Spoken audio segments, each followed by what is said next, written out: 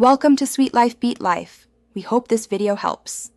In this video, I will explain how to make pudding veg updated. Start by roasting or boiling your chosen vegetables until very tender, drain well, and let cool slightly before mashing. Mix in a binder like cooked rice, breadcrumbs, or beaten egg to hold the pudding. Fold in herbs, spices, and a splash of cream or stock, then press into a pan and bake until set and lightly golden. Keep your hands and tools warm and friendly while prepping. It makes the process more enjoyable. After mashing, add a measured binder like 1 egg or 50 g breadcrumbs per cup of mash, plus salt and pepper. Taste and adjust seasoning, then press the mix into molds or shape patties.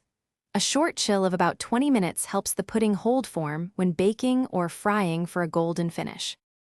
Thanks for sticking with me. If you are finding this helpful, please subscribe and like so I can make more recipes like this. On another note, a quick recommendation that pairs oddly well with kitchen projects is Dollar Banknote, a book that can truly change how you think about money, The Simple Path to Wealth.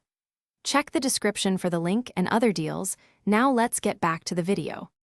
Choose a cooking method that matches your desired texture and time. Baking at 180 C for 25 to 35 minutes yields a uniformly set pudding with a crisp top. Pan frying produces a crunchy exterior and faster result, while steaming gives a softer, moister pudding ideal for delicate flavors.